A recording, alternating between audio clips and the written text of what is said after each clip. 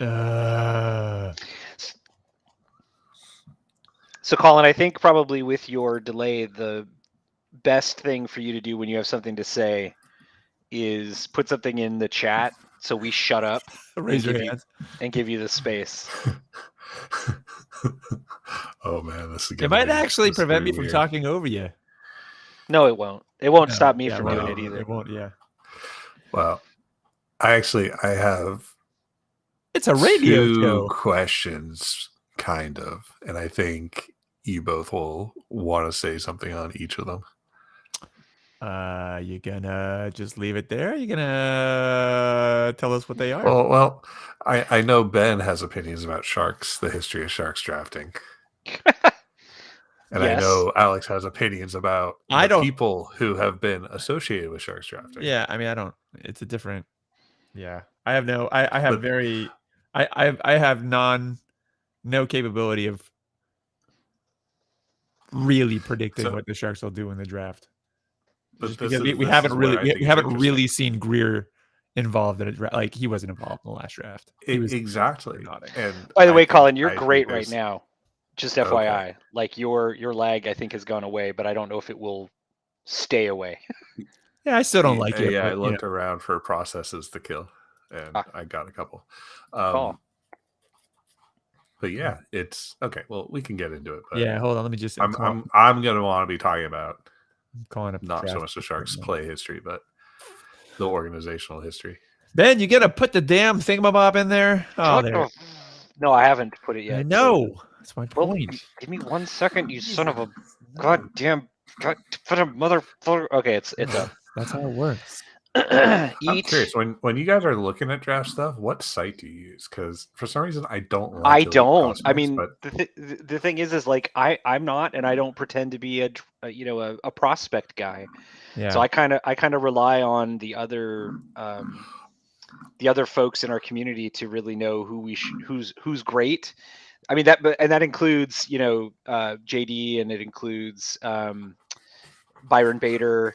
It also includes the Athletic. I mean, because one of the things about Mrs. is he is more in tune, I think, with prospects than our prior beat guy was, let's say. So, our prior beat guy was in tune with stuff.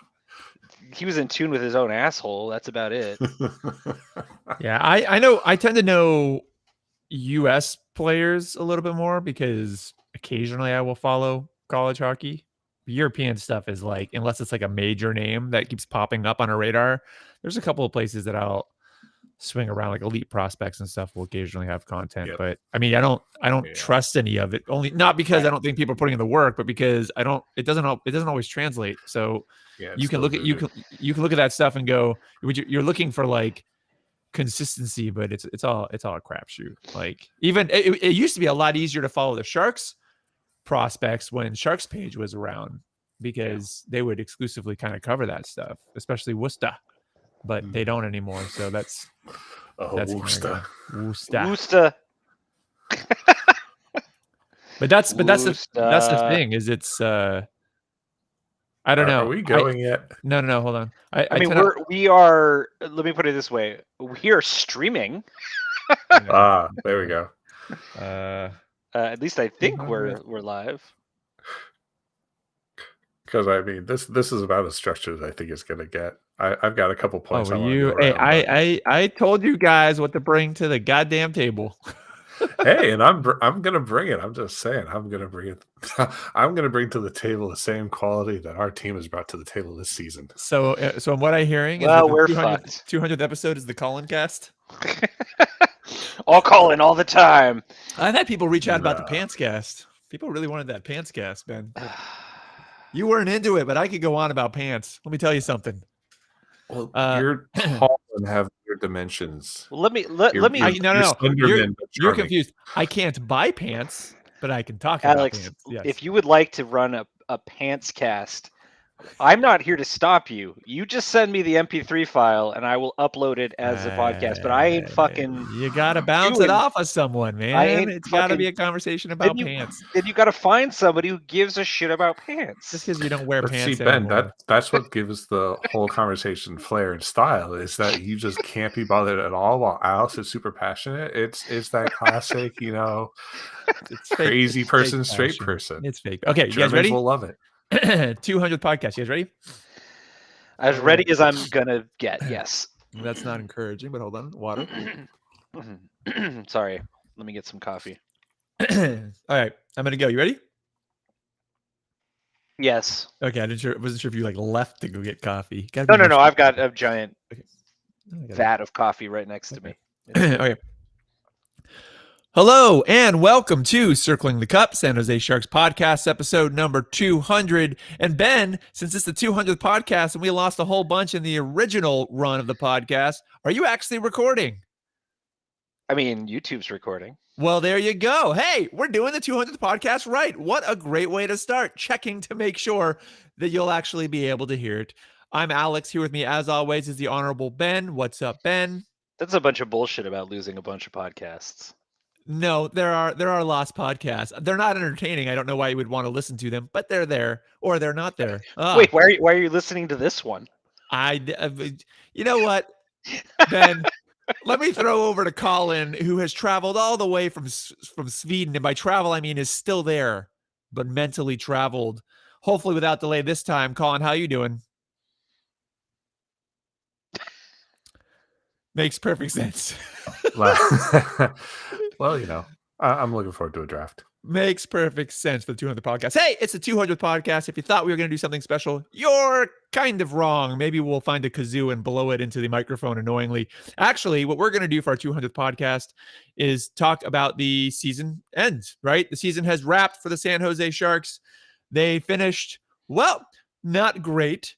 Although I will say that the last week was probably one of the more fun weeks of the season. I don't know about you guys, at least for me, because somehow there was a point in time where Columbus and Chicago could have let us fall all the way down to second and looked like they were really trying to make that happen until Columbus's actual last game, in which case they pumped the brakes pretty hard. But the San Jose Sharks finished 29th out of 32. They had 60 points. Right below them was Chicago, was 59. And Columbus, below Chicago in 31st, had 59 points. And then Anaheim had 58. So as far as the draft lottery odds are concerned, Anaheim obviously has the best odds. The odds are pretty close together, sort of, once you get beyond that. But, this is a good time to remind everyone that it is a lottery. It's always been a lottery. So while Anaheim certainly has better odds than we do, that doesn't necessarily mean that they're going to get anything. And same for us. Well, with one minor thing. Yes. Anaheim, worst case scenario is picking, Fantilli. So that's where you want to be. Yeah, yes, correct. But, for everyone who spent the last, several months clinging on to Bedard, could still happen, could not happen. That was always the case, always will be. So let's talk about this season for the San Jose Sharks, guys, because we had a lot. Do we have to? Yeah, we do. We had a lot happen last offseason, right? We changed our general managers. We changed our coach. We traded Brent Burns. We brought in a whole bunch of players. We changed our minor league system. We, through the season, traded Timo Meier. So, this obviously was always going to be a transitional season, regardless of what the organization was sort of trying to say. Now that we're to the end of that season, where do you put it? Now, not did the Sharks suck. They obviously didn't have a great season standings wise, points wise, right? But in terms of the if you look at it from the perspective of this was a transitional year, things were going to change. And also the other thing to keep in mind too, I bring this up only because I'm still on the not super thrilled so far with Greer, but I am a little bit more center-ish in that Also, any GM coming in had their hands tied. Now, again, it comes down to what they did with it. But this was also always going to be a very difficult season to start a transition with, just given the state of contracts, given the state of the franchise, and the timing of really the GM hire and the coaching hire. Those aren't excuses. They're just notes, right? So, end of the season, what do you guys think of this season? What were the positives that you saw? What are the negatives that you saw that you are worried about carrying over specifically? I definitely want to go. Yeah. So positives, and Ben's going to tell me why I'm wrong here. I'm actually positive on Quinn. What? Yeah. I gotta yeah, go ahead. I gotta say, I think like this season was a mess. This season was just I like that this season is behind me. I can't wait to flush it with the playoffs and just leave it as the liminal season that it was. You mean you want to watch some good hockey, Colin? Is that what you're saying? Exactly. And I think that's part of the problem with this season for a lot of fans is they only watch Sharks games. And they only saw other teams playing the Sharks. And if that was your experience this season, I'm sorry, you missed some amazing hockey. Yeah. And like some of the it's the highest scoring hockey in a few seasons, isn't it? And it's just like this team is kind of like Gregor's season, where throughout the whole thing, you're just like, what's going on? What is this? Yeah, okay, some good stuff is happening. And then right there at the end, a couple things just came together. And like the whole storyline of Karlsson, like it's great that he's super healthy and that he's able to like play almost every game and have an amazing record-breaking season. That's great. That's amazing. Who cares on this team? Like I wish he would have been on a team with like real high caliber offensive weapons. That would have been amazing to see. But the Sharks season, like for me, today is the starting line. Today is when we're actually going to see this team become something because we're done. Explain for me why you think Quinn did a good job. You said he did a good job, but you haven't. No. I'm ready to chime in here too, but I didn't say I think he did a good job. I say I like what's happening. I'm kind of warming on to him. I like him. I like what's happening. So first, it was first time in a long time I felt like I've seen fresh tactics in Sharks uniforms. And more importantly, I saw consistency. Like it wasn't, oh God, things aren't going perfectly, throw everything against the wall and everything goes to hell. It was more consistent game to game, week to week. And at the end, I felt like certain things were working. And to be fair, I said earlier this season, we were the team everybody played down to. I don't think that changed. But I see form, I see consistency, and I see a team slowly coming into that form. And all the good things I saw were happening on the offensive zone. Our defense is still non-existent, but I saw improvement, and I saw a team actually becoming kind of a team in that last, I don't know, quarter of the season. And that was nice. When they lost but 90% of their games. Let me. But what was their goal this season? Like they're not playoffs. Let me chime in here because I actually have thoughts on I have thoughts on this too, and I'm this is another area where I'm very mixed. Colin, you said defense didn't improve. I would argue that it wasn't great, but players like Vlasic, for example, played significantly better this season than he did the last two seasons. They're I think when you look at the position that Quinn hold on, actually Vlasic played pretty well last year too. People just chose to ignore it. Fine, that's fine. But overall, when it comes to both Greer and Quinn, right? This season is about laying down the seeds and starting to get that foundation. What disappointed me about Quinn, especially in the first half of the season, and I've said this a lot in the podcast, is Quinn got a bad rap with the way he handled youth in New York. He, in general, has worked with youth almost all of his career. He just seems to change his style when he gets to the NHL level, right? He believes somewhere that that's a necessary thing to do. It's a higher level.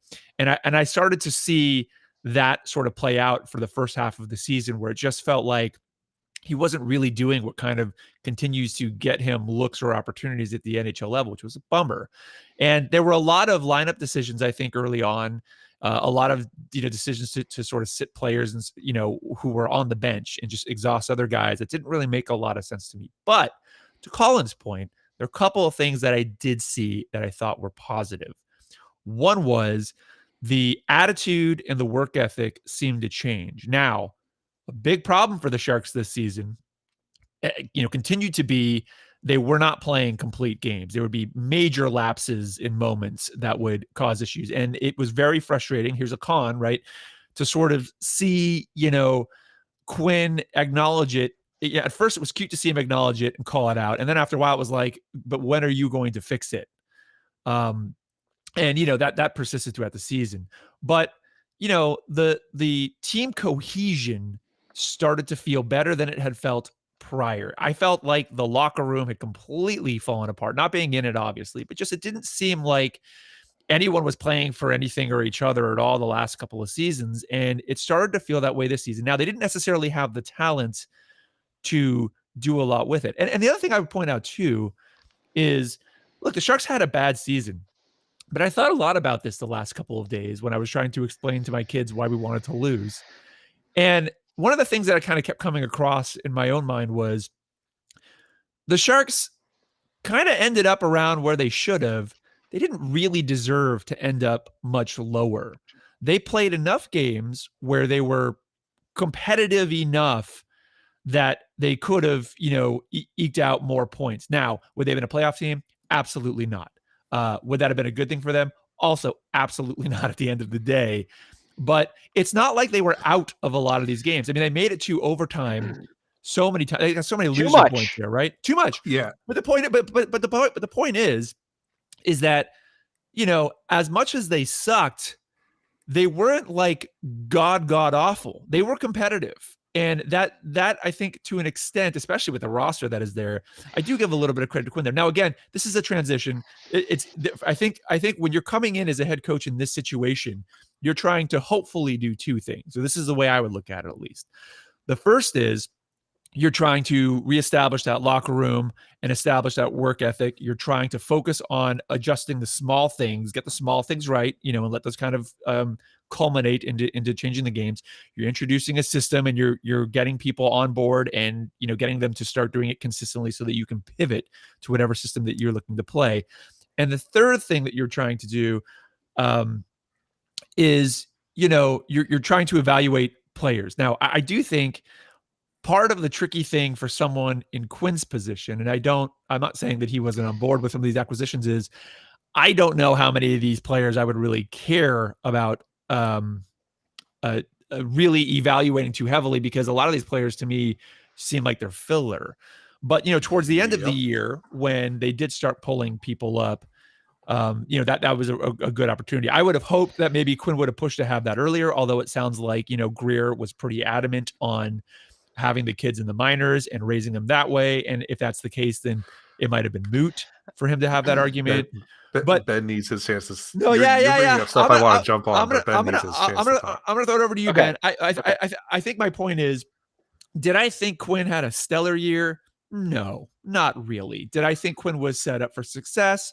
Not really, but I also think that he signed up for that and he was aware of it. But I do think that there were a handful of things that I saw as positives with his coaching. Now, for me, jury is still out on the overall job or the future. But as for someone trying to get into a transition, I thought it was like 60-40 to me felt good. 40 felt pretty bad. Pretty bad. Here's the thing. Let's not revisionist history what Quinn thought this team was at the beginning of the season, what Greer thought this team was at the beginning. I'm not at all. So the stated goal for the season was to make the playoffs. That was the party line. We talked about Dumb. Quinn at the beginning of the season not seeming to be familiar with what even the roster could do, not just the new guys that were uniformly useless, but also the existing guys, right? If you go back and listen to our early podcast for the season, we were baffled by the systems he was running, the pairings and lines he was running out there, because they didn't conform to anything that looked like prior success, right? I remember Colin lamenting that he wasn't really putting those pairs of guys together that played We well, weren't right? seeing line chemistry form. So And I don't think that's happened yet, though. so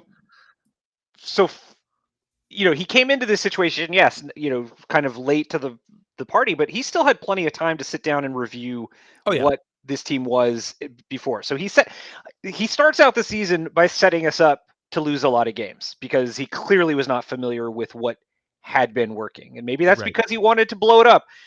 Whatever, that doesn't conform with we're going to make the playoffs. So there's that. Second, it took him a full month and a half or more to settle on Gregor can play at the NHL level, which is fucking stupid because he established last season he could play at the NHL level. So there's that. Third is the bigger point, which is that do you think that Quinn makes players better on the ice? Because there are 5 NHL coaches who do, and Quinn is not one of them. No, yeah, I would agree. No. I would agree with you there, Ben. But I also think, look, I mean, that's what I would want. So what are we doing here? No. I'm not denying that's what I would want from a coach. It's also not the coach that we have or the coach that we are going to get. The Sharks had opportunities to maybe try and rope some of those, and they didn't. They didn't at all. So for me, the question is, are the seeds of the foundation being laid? Now, I agree with you. I thought it was a terrible start.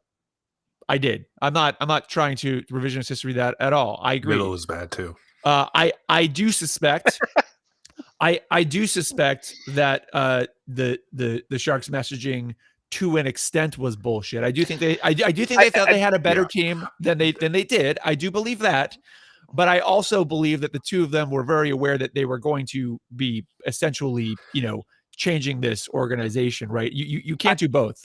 I look. So you talked about how Greer came in handcuffed, and I want to address that too.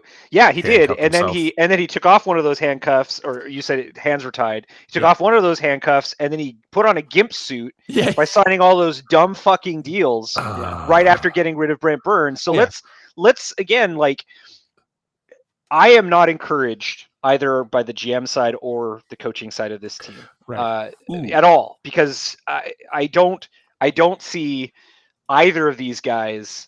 I don't think so. First of all, look, we finished 4th to last, and that's okay. Yeah. We had a 10% chance to jump the line. Great.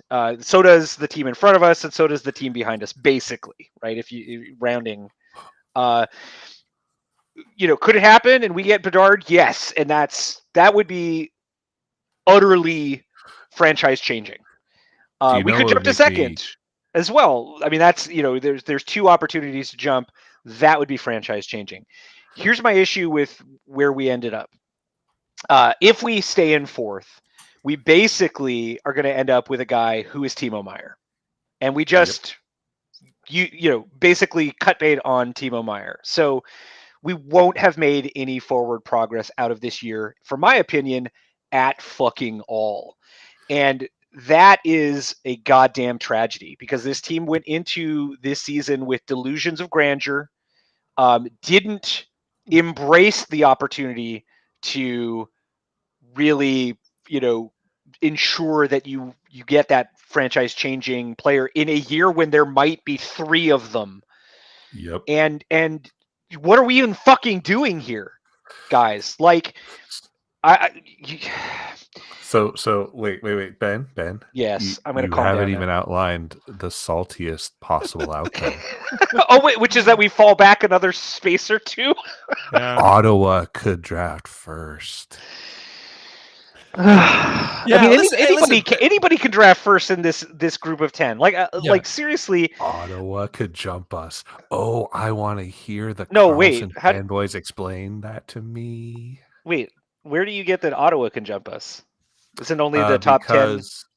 Because they're the pick They're that they 2 traded picks and away they trade? is top is protected. Well. So if it gets number 1, they get it. Gotcha. Listen, Ben. I'm there with you. I don't We want you could to, have single-handedly get the- supplied Ottawa look, with their entire center line. Right. Every center on that they're skating. I don't want to one give. trade. Let's hop back here. I don't, because we will talk about the draft and other stuff. I don't want to give the impression that I'm satisfied with this season, because I'm not. I'm right where you are, Ben. I think the difference is I might be a little more, a little less heated about it. Well, I mean, yes, you always are. Yeah, right. But I also, you know, and again, I'm not arguing any of that, right? I've said those things throughout the season. I agree. I think for me, I was disappointed with how a lot of this season was handled. I'm lockstep with you on that. I also, and this isn't an excuse, this is just how I've always kind of viewed it. Because of the timing of everything, I didn't particularly view this season as being going to be a meaningful season. For me, it was a little bit more, at least before Greer started signing people, and then it shifted a little bit.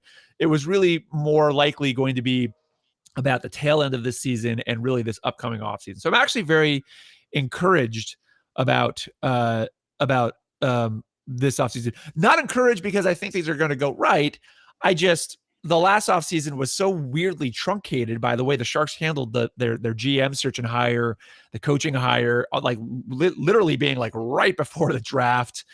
Not really being primed to have the right stuff in place in time for free agency and stuff, that like this is sort of the first real, as I look at it, the trade deadline was really the first real proper open window. So I'm very curious to see, and I do have my reservations and I do have my suspicions just as you do, Ben, but I am very interested to sort of see what happens, especially with how Greer handled the trade deadline and where his focus shifted, which it did shift pretty dramatically to, we need to get younger fast. I don't like the prospects. To be fair, you know, all of the problems stem from the ownership, right? Like they've put this team in this position of, for the very beginning, being late on the GM search, late on the coaching search, late on setting up the team for success. It's very clear that our ownership was relying on the same old people who don't know what they're doing to kind of tell them who to hire, etc. Right? Well, the Hurdle signing, like let's just throw that in there. And again, I'm not bagging on Hurdle, but in what world do you let an interim GM make that decision before your GM for that kind of a contract? Because you have essentially on a team, especially the Sharks, who had major contract hurdles. I mean, we got lucky that hurdles. Hurdles. We got lucky. Sorry, Hurdle. We got lucky essentially that Karlsson got healthy and had his resurgence, because otherwise, like all of those contracts were incredibly handcuffing. So did we get lucky? Because he's still here. Yeah, no, hold on. So. But you get my point, Ben. It's like that decision alone, it has nothing to do with whether or not you wanted Hurdle, but that is also why would you make that decision immediately before hiring another general manager, where the team already has cap and contract issues? Yeah.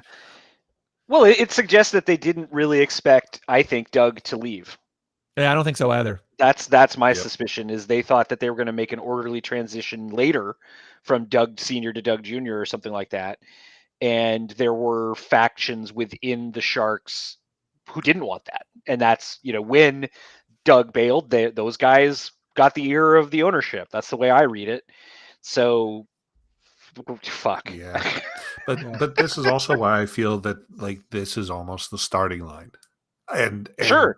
Like Ben brings up the perfect, like I have no way to explain away the contract signings over the summer. They were all terrible. But here we are, where Greer has his team. He's run it through a season. He's essentially has all the keys, and he's got a deep draft to play with that, he maybe has mismanaged his team into, but we'll see what's coming out of it. Because as Ben mentioned, last sort of generational draft, we got Timo Meier.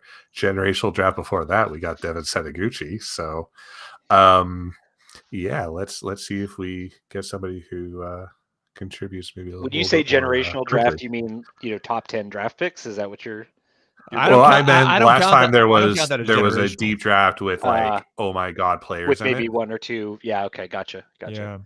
Yeah, Yeah. so here's my read on the Shark season.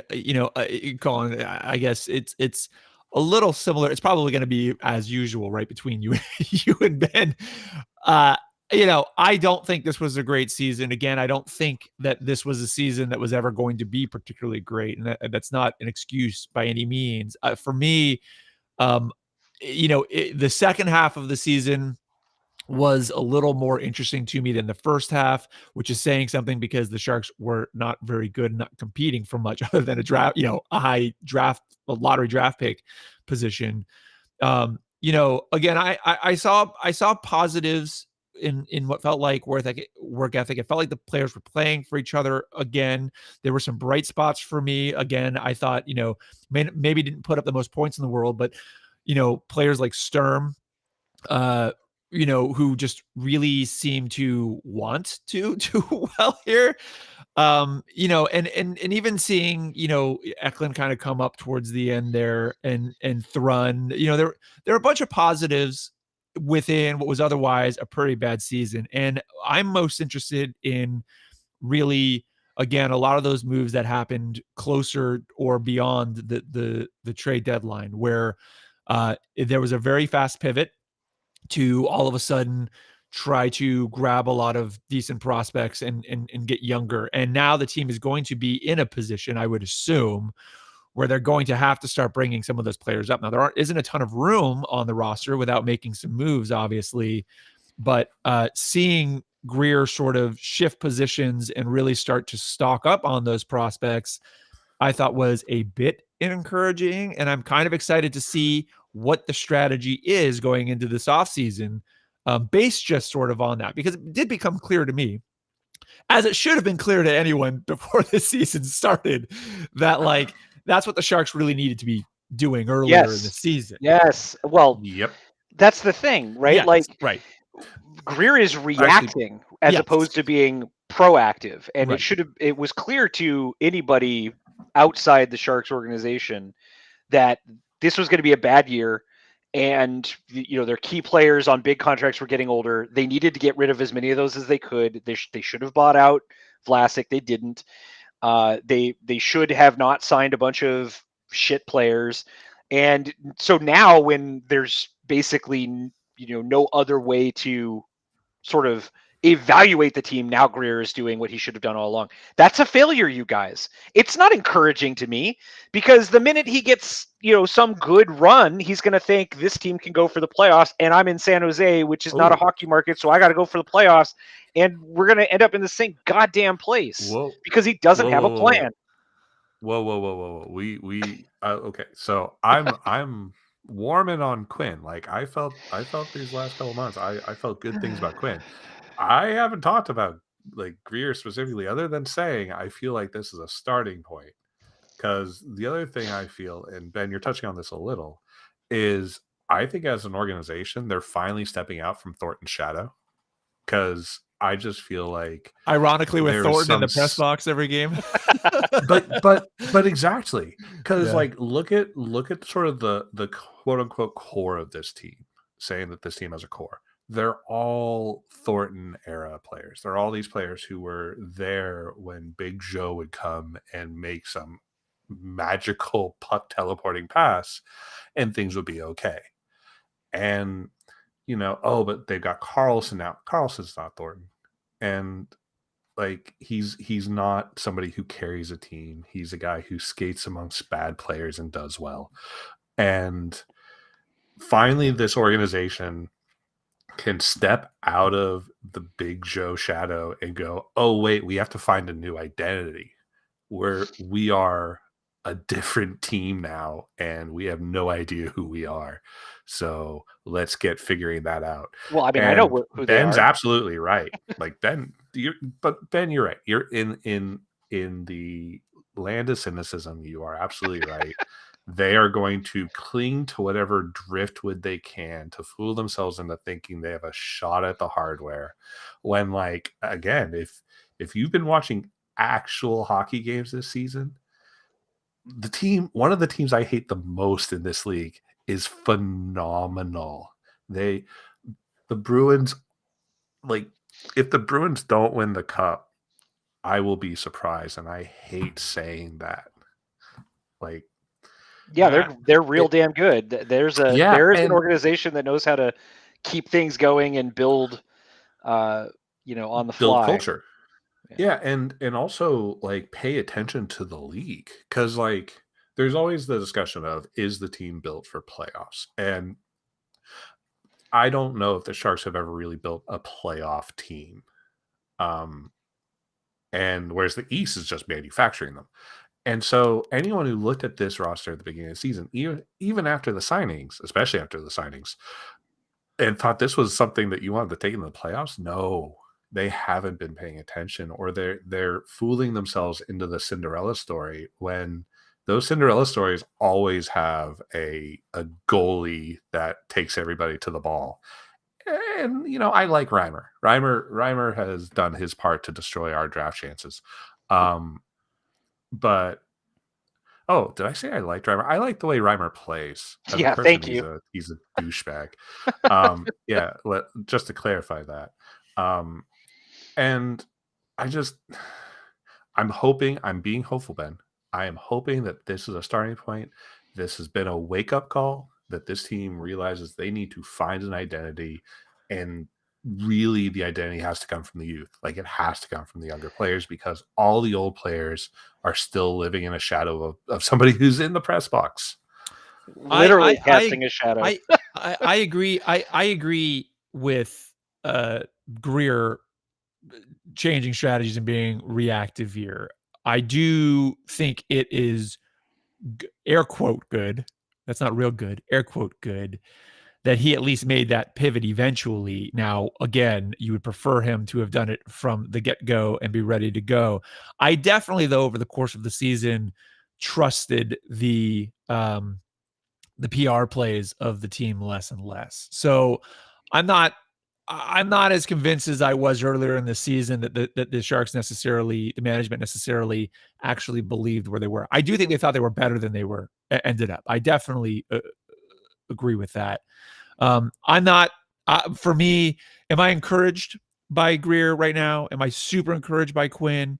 No, I'm really not. Am I very interested to really see what happens this offseason and the beginning of next season to really cement my feeling either way? Yeah, I think that's about where I am right now. Yep. I'm not sitting here thinking that these are the best guys for the current job at all.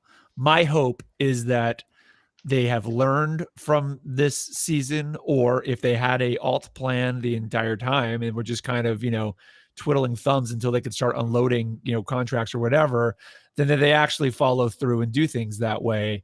I think this is a fairly important offseason for Sharks fans. And a lot of people tune out for the offseason, and I get it. For me, it's always kind of fun because you kind of get to see, like, where's the team going and what are they doing? And again, I think last season, I don't think the Sharks were put themselves in a good position to really make those necessary changes. There are no excuses at this point going into this offseason. Yes, there are still some bad contracts. Sure. But now there has been time for the general manager to completely evaluate everything he should need to evaluate. So the decisions that Greer makes this offseason, I think, are going to be very telling, very pivotal to what the next few years, look like, unless he gets lucky and, the Sharks pull in the right lottery pick. But even then, I think it's a situation where, look, I know how Bedard is good before people write me and go, have you actually seen? Yes, I've watched. Yes, I get it. But you still need a supporting cast. Like, you see this even with McDavid, right? McDavid's phenomenal. Yeah. You look at the Oilers now, they got three guys on his line, including him, that are over 100 points. You want to talk about a team that could potentially challenge the Bruins? The Oilers, the second half of the season, have been, lights out. But the thing is that it takes more than that one player.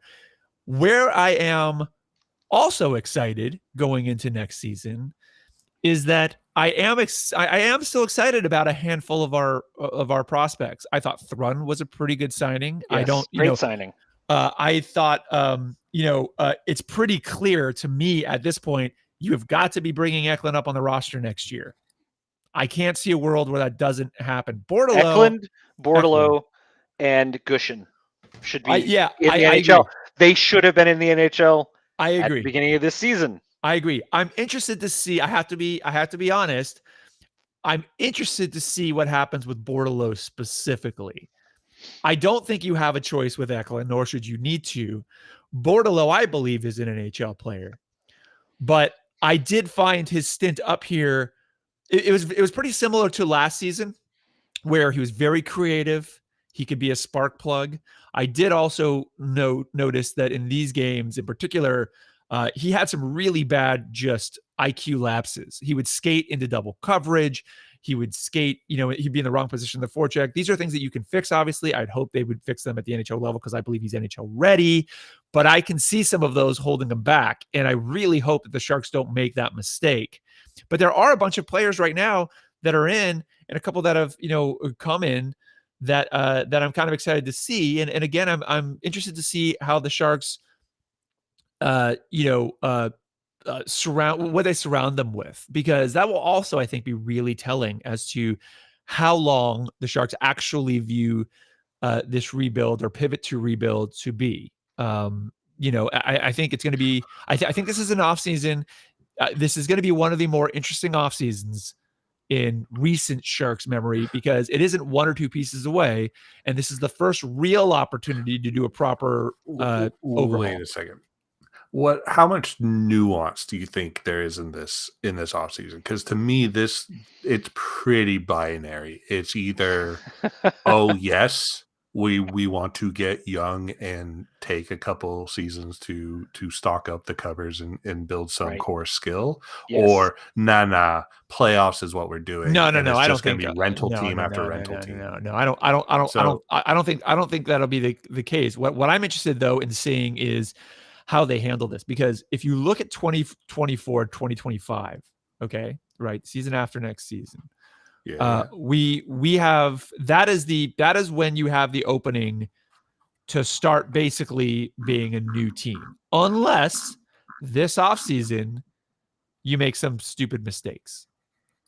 So the question is, to me, how much are they setting up for 2024 to 2026 specifically, when they can have a proper turnover? That's when Greer can really make this more his team. Yeah, you still have Hertl and Couture. Yes, you still potentially, I don't think you will, but you have, Carlson and Vlasic. But beyond that, you're starting to approach getting about as close to a proper new roster as the Sharks have been able to have, right? So now, if they come in and they start extending people, or they bring in some vet UFAs and they sign them to 2 or 3 year contracts, that tells me a lot. That tells me one thing.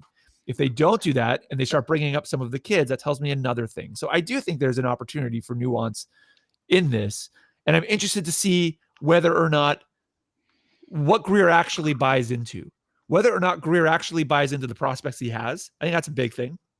Big question for me, especially after the decision to hold them down in the AHL. So now where does he feel that they are? And does he feel that they are the right prospects to have? He obviously tried to bring in a lot of prospects with the Meyer trade and some of the other deals that he did at the deadline. How does he continue? How does he do that with a draft? Does he use all the picks that he has? Does he trade for prospects? Does he trade for youth? Does he trade up? Does he trade? I don't think he's going to trade back. That was more. Although Tim Burke's still around, so it's always a possibility. But in my mind, Colin, I think what I'm trying to say is, it might not seem like there's a lot, but there actually is a lot, because really this season is the setup for the next three years. But this is the thing, is I don't see it being that nuanced this offseason. Yeah, I agree with Colin. Yeah, because if this is thank you, Ben. No. But when you say it's binary, right? There's a correct path and a wrong path. Yep. Alex, I think you've detailed all of the different bits of the right path versus the wrong path, right? But it's either go young, which is right. Oh, I agree. Or not, right? I agree. Yep. And there's different ways. Sorry. I think what I'm commenting more on is Colin's comment about it not being nuanced. I think there is nuance there. There are different ways to get younger here. Which way is he going to go? Is he strictly going to look at our current prospects and bring them up? Is he strictly going to use the draft? Is he going to try to, do buyouts and swing trades to get younger active NHL play, like immediately active NHL players? Please point to me the team that is going to smash in the playoffs that hasn't done really good core talent drafting. I'm not arguing that, Colin. What I'm saying is that there are plenty. I want them to get younger. I'm where you guys are. There are plenty of different ways for Grier to do this. The question is, how will he do it? And will he do it correctly? That is what I'm saying. There's a lot of nuance in that. He can make the mistake that he just made. He can literally make the mistake he just made and say, I need a bunch of roster fillers for the next 2 seasons while I draft, and then clog up the lineup again. He can absolutely make that mistake again. I wouldn't put it past him to do that. He can literally go, I'm going to do some of these buyouts and, move Karlsson and then pull these guys up immediately and then backfill with draft picks and other draft picks. He could do that. There's a bunch of things he can do to do it. Now he could screw it all up, and he might not do any of that. Although I kind of feel like, given the fact that he did get reactionary and start really making moves for prospects and youth, picks, that he's obviously going to do that. But the question is, how is he going to do that? What is his approach going to be? Well, is the approach is the team's trajectory of getting younger, trying to get core youth talent, going to be the habit in the offseason? Because I think where Ben and I are living is if we see more signings like we saw last offseason, right, then it's fumbling for a playoff seat. Which I don't think he's going to be fumbling for a playoff seat. But what I'm curious about is him showing us through the nuanced approach that he takes to getting younger here this offseason, how far out he thinks that actually is at this point in time, whether he thinks it's 2 years or he thinks it's 5 years. I don't think he has 5 years, to be blunt. I don't think he does. But again, you can try to get competitive faster. Is that the right approach? Maybe, maybe not. Or you can try to be more patient, right? Well, hold on. I need to check something. I need to see what the Kings have been doing these last couple of drafts. Well, that's why the offseason's fun. Well, the Kings did a good job there for a while drafting and getting set up for like a 3 to 5 year term. Yep. But see, that's the thing. And that's my question, right? When Grier came in, that clearly was not what he was looking at. He was not looking at a 5 year turn. Right. But then, since then, you flipped Timo Meier for a shit ton of prospects, essentially, right? I guarantee you that, or I can't guarantee you, but I'd say there's a very high likelihood, depending on how this draft lottery nets out, that Erik Karlsson's probably gone. I would think. I hope so. He needs to be. I mean, but he should have been gone at the trade deadline. And again, and there were clearly offers on the table, and he didn't. And there was draft space. We could have thrown somebody a second. Right. But that's why I'm so interested in seeing. I'm interested in seeing how he handles this offseason. I agree. He's in a reactionary state. I think, Ben, you're absolutely. I believe you nailed it. I believe that he thought or hoped.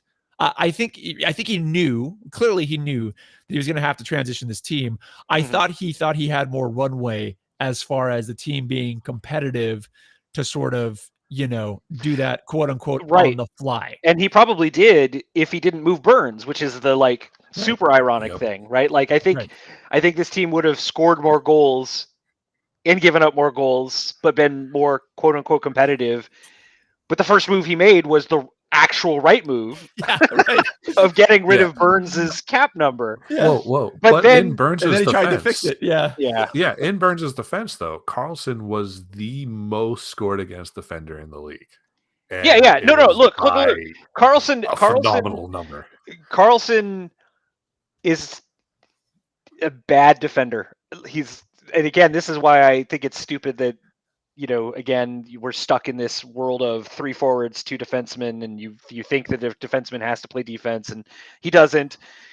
whatever. You're right. Like Carlson tilts the ice both directions from the center It line. depends on which side of the ice he's standing on. Yeah, basically, it's like a seesaw. He's like the fulcrum. Exactly. For the game, yeah. But and honestly, in part, that's why the Sharks were not very good this year. But it's also why they weren't bad enough this year. Yeah, but yeah, constant irony, right? and that's the thing, though. It, to Ben's point, it would have shown up more awareness to have scrapped those people who were, yes, beneficial in some ways, detrimental in others, but it would have shown a plan. And that's the thing that I want to see from this organization, as a plan. Because, like, okay, when I'm firing up certain video games, I have things that I'd like to see. Austin Matthews in a Sharks jersey is one of them. And to me, and don't get me wrong, I think if we got free agent Austin Matthews, that would be a bad move. Like, I think Yeah, totally. Look, we spend so Austin much Matthews money for. has become your new Russian machine never breaks. Yeah. No, it's Kovalchuk, right? That was the winger who was just overpaid to basically go on vacation. No, that's he produced. Anyways, I want to see a plan, and that's why I don't think there's nuance in this offseason. Like, and to be fair, I would rather see this team draft from the common consensus at whatever position we get, yes, than try to I be agree. clever and go off board. Like, I want to see I want to see what I like Well- to see in hockey. I want to see a but good that's where that blue-collar nuance- organization. But that's where doing that the work. nuance comes in, Colin. That's what Getting that's it the done. nuance. That's the nuance that I'm talking about. There are a bunch of different ways to do. Yes, it is binary in the sense that you're either getting younger or you're being stupid. You're completely describing agree. the nuance Right. of running a red light, Look, though. you guys are It's like, arguing the if it was difference kind between of yellow. strategy and tactics. Yeah. Right. That's Okay, where, sure. right. So, Alex, you're talking about the tactics of the right move, which is to get younger, and we're saying the strategy is important. The problem is, from my perspective, is that Greer didn't realize that his strategy needed to be this from the beginning, and he has made good tactical moves once it was forced upon him. Right. But you need more. Look, if you want to be a Stanley Cup winning organization, Yeah. you need to have a GM who is proactive, not reactive. Yes, agree. Right. Absolutely agree. And you need a coach who is at least a plus and not just, a mediocrity. And again, I'm glad you guys have seen Quinn move towards mediocrity. But that's not gonna move the needle. Now, fine, it doesn't need to move the needle right now. In fact, bring Buffner back to tank. I don't give a fuck right now, because this team is bad and needs to be worse. In my opinion, that's the tragedy of this year, is that it ultimately, we are one way or the other, we were beholden to the percentages, right? Like, It was inefficient even if start to a bad time. That's the title of my autobiography, actually. I love that inefficient start to to a bad time. We should the right move this year was to recognize that we needed to go young. Maybe that means we don't finish fourth to last, which would have been maybe not great, but at least we would have moved those guys forward and known what they are. Right. And if you weren't going to do that, if you were going to fill the lineup with a bunch of temporary bullshit, then it needed to be even worse than this, I think. Yeah. Now I'll look, if we win the lottery in 3 weeks, then all bets are off. Changes nothing, kind of. No, it changes everything. Next season, sure. Bedard I will changes. but I will not be giving, and I think we're all aligned here, but I will not be giving credit to the organization. Correct. That's luck. Yeah. Totally.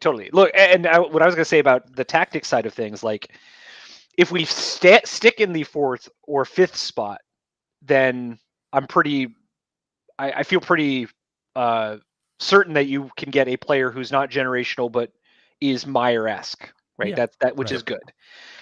I think if you finish beyond 5th, you probably do want to maybe turn that pick into multiple first Future. rounders in the future. Like figure out which Yep. teams you think are gonna be real bad Right. next year as well, Right. and convince them they'd like to move up to 6th. Convince them to maybe take Carlson off our hands and trade us a bunch But of firsts. sure, Just yeah, pass the curse along. I mean that would be a real good move. I mean I that would love start for to. us to Ottawa somebody with Carlson. I mean if Greer's got to be thinking about that, right? Yeah. Like right now, those guys. I mean, Carlson is the only guy who has real trade capital. I think. I mean, I think Couture could, but I think if you look around the league, I don't think You're there's a not lot of getting- teams that are like, I need Couture, but there No. probably are a bunch of teams that are like, I could use a Carlson. Well, I don't think Couture for what he is now, his contract is Nope. as friendly a trade Correct. as Nope. Carlson. I mean, Carlson Agreed. obviously just had 100, over 100 100 points points. played out of his mind. Yeah. I do want to say, I do want to call you out, and I do appreciate you distinguishing between the tactics and the strategy, because that's, I think, exactly what the difference. I'm aligned with you guys on the strategy. Where I'm interested is the nuance in the tactics and how they go about doing that. And to me, this is the first opportunity. Well, at this point, I should say second, but it feels like the first opportunity to really have a good bead on exactly how long the organization thinks this rebuild is really going to be. Not the not the sort of party line of be competitive. I'm not as doom and gloom as others in terms of the Sharks being able to turn things around in a air quote, again, you can't see him, but shorter order. Not that I think they necessarily should. Not that I think that this is the right team to handle it, but I don't think it's necessarily. It doesn't have to be as dire as a lot of people make it out to be. But that said, I don't think they're in a good position either. So really watching sort of this Erik Karlsson situation, I think, is obviously very huge. Figuring out, I'm assuming they're going to hold on to Mark Edward Vlasic for the run of his contract at this point, or at least until the last year. What happens with Ferraro? I didn't think Ferraro was very good. You know, garbage. Ferraro's terrible. Right, but there are teams that might buy that. I don't. Oh man, they'd have to be just as dumb as us. Our teams to hate that. But but in general, it'll be interesting to see the draft strategy, because this will be the first. I would think, again, you still have Tim Burke and some of the others there, but I would think this would be one of the first drafts in a while where we are potentially looking at a different strategy, mainly because we had, Wilson for so long, and we had the Burke continuation through that as well. And it just kind of seemed business as usual. I'm interested to see whether or not Greer runs it that way or not. Well, he let Burke run it last year, so I wouldn't be shocked. He was also brought in right before, right? Yeah. So what's he going to do there? Who's he brought in to change things? Yeah, but again, you have to look at the timing there. Now, I agree. Yeah, but he also hasn't brought in a new scouting director. I know that's what concerns me. So it's going to be a Burke draft, guys. And to all the people who are just saying, turn it around, just get us back in the show, it'll be great. It's like I've been digging through draft histories of powerhouse teams, just being like, okay, what has the sort of turnaround been? Yeah. And I have to constantly shock myself back into reality, be like, oh, right. Tampa drafted Vasilevsky back in 2012.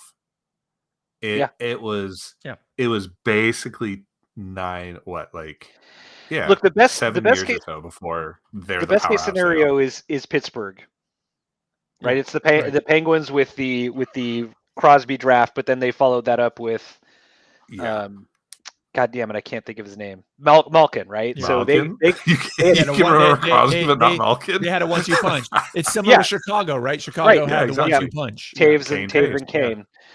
You could argue that that's Edmonton too, right? Because except they went in the other direction because they got like a bajillion number ones in a row. Well, I mean, they fucked up a whole series of number ones, but what I'm really thinking about is Connor's current right wing, again, whose name is escaping me. Draisaitl? Yeah, Draisaitl. He came first, right? Not as a first overall either, right? So and then it took them still 8 years. So to be actually good.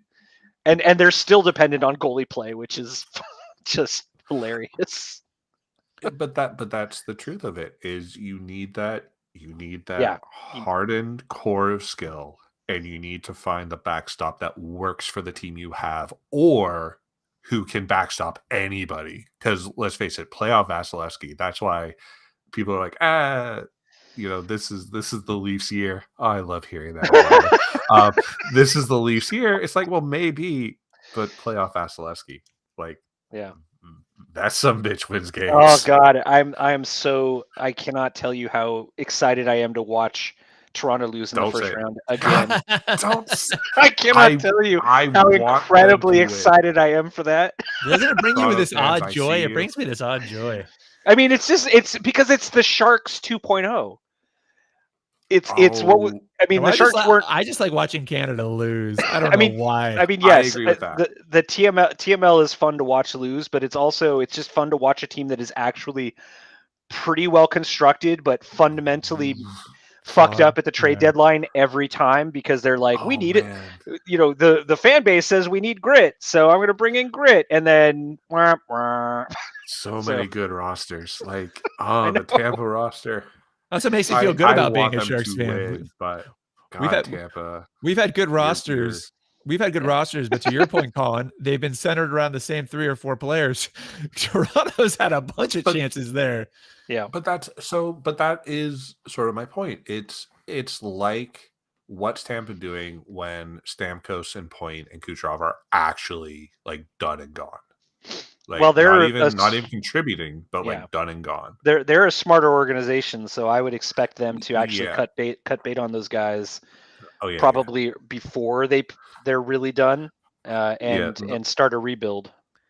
Yeah, they'll trade one of them to us for a prospect center in the first round on resign. Damn it! Let's talk. I'm never letting that go. Let's talk about the Sharks here and their 2023 draft outlook right now. Right, this is aside from the lottery. So right now they hold the number 1 pick from New Jersey. They then have their own number 1 pick, their own number 2 pick. And I'm pointing this out because we haven't really had a ton of draft picks lately. We have the 3rd pick from Carolina. We have the 4th pick from the Avs, our own 4th pick. We have the Blue Jackets 5th pick, our own 5th pick, our own 6th pick. We have the 7th pick from Pittsburgh. We have the 7th pick from the Knuckleheads, and we have our own pick as if we have like number 7 in the draft when you really this round. Is sorry, like, sorry if that wasn't clear. Pick. Sorry, we have the 1st round draft pick from New Jersey. 2 in the first round, 2 of our first round, second. 1 second, 1 third. We have 2 in the 4th, 2 in the 5th, 1 in the 6th, 3 in the 7th. So the Sharks have picks. I would be very surprised if they held all those picks. I'm assuming they're going to trade some of them. Hopefully they keep the high ones this time around versus trading back. But they do have picks. And then, you've obviously got the lottery situation, right, which can influence where that the Sharks, first sort of winds up there. So they have that coming off the books in this off season. So basically, it's not much, right? You got Johnson, you've got Noah Gregor and Jacob Peterson are RFAs. Jeffrey Viel is a Group 6 UFA. Zetterlund and Svechnikov are RFAs, and then really it's just kind of Reimer there. Now the Sharks did, and Nudivara. We got paid not to do a whole lot there.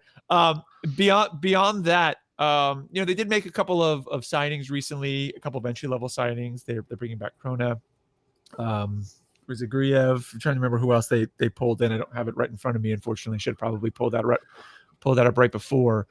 And then they've got Cardwell, and then they've got a bunch of decisions to make on the prospect front in terms of turnover and whether or not some of these guys are NHL ready and who to bring up. And again, if you look at just look at it from the perspective of who's on the roster now, right? And what positions are actually opening without moves. Okay. You have a wing position opening without moves. You have 2 wing positions opening without moves, and you have a bunch of RFA players who are also kind of in wing positions they need to determine. And then really defense, unless something's going out, you don't really have options there. And then you obviously have goaltending where again, from a tactical perspective, it will be interesting to see whether it's Kakkonen and they bring someone up, whether they do a cheap.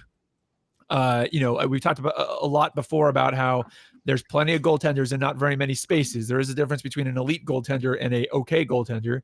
But the question is, do they bring in a UFA, younger or old, to sort of, tandem with Capo while they wait for a prospect to come up? Do they bring a prospect up? There's options there kind of as well. So there's not a lot of places for those people. We talked about that youth coming in, right? If you talk about Eklund, Gushin, and let's just say Borla, let's just take those three, right? You don't really have roster openings for them quite yet, maybe two, right? And that's assuming you don't backfill with something, unless again you make moves. So it'll be interesting to see what the Sharks wind up doing. I'm very interested to see what the Sharks think of Noah Gregor, because I can't really tell. He definitely likes to turn it on towards the end, and I think that always makes it a bit of a difficult decision for those guys. Peterson kind of came up and was a bit effective. VL, I kind of hope is gone, personally. He needs to be. Oh, absolutely, yeah. Zetterlund, I'm assuming they're going to he's an RFA. I'm assuming that they're going to resign him. I'm just to see what they do it at, simply because they traded for him. Svechnikov, I can't really tell what the club thinks. Let of him go. Yeah, Yep, I would agree. And that would open up some spots. But here's the thing. Like, there needs to be a cleaning of what we have seen so far, of the things that Greer's brought in. I like Sturm. Everything else can go. Yeah, but I don't think you're going to get much. So you might potentially don't be forget, able to guys, convince someone to take Lorentz. Cunnin will be back. Yeah, right. Cunnin will be Yeah, back. but this is the thing, is like, if Greer wants to be, if he wants to get some crazy like a Fox Wilson credit, then yeah, he goes and he cleans out all his rubbish. I don't see how he does that. Period. I really do. If he not. can move three pieces, he's not. You're Ferraro not. Being one of them. No, but you're talking about what he brought in, right? Specifically, his pieces he brought in. Lindblom's not going anywhere with that contract and his play. I could maybe see someone maybe biting on Lorentz, because Lorentz is so inexpensive. Not that I necessarily would personally, but I could see that. Sturm, I don't think we're going to move. And then Johnson's going to walk as a free agent. I think one of the bigger questions for me is, what the hell do they do about Kevin LeBanc? Because clearly he and Quinn are not on the same page. But that contract sitting at gone. About $4.7 million. Yeah, he's gone. They'll do whatever they have to move him. Yeah, I think. Right. And then even on retained, it's fine. And then defense, I don't see them moving Benning. You have Shemek, but I don't think Shemek's worth his contract. You could maybe convince someone, maybe Ferraro. No one's trading for Vlasic, so you would have to buy him out if you're going to do that. And I don't really see them doing that. Carlson is the obvious one where you can move, but then you really don't have. Again, you're kind of in this position where you don't. He can't undo what he did. But here's the other part of it. Like, sometimes the GM just has to do the dirty things to make things happen. So it's like, yeah, Šimek doesn't really think like it's happening. Okay, cool. Put him in the minors and let somebody else take the spot. Take the penalty for having the Barry contract and just deal with it. Because the point is to get the young kids up, to see who's able to like be part of a core, who you can start to build around. And Šimek, especially Šimek post injury, it's just no. I mean, Šimek is 30. Yeah, right. There's no reason he should be on this roster at all. If you could, I mean, if you want to get rid of him, like, package him with a bunch of picks. Yep. Yeah, that's what you're gonna have to. How would you like 3 7th rounders and Radim Šimek, guys?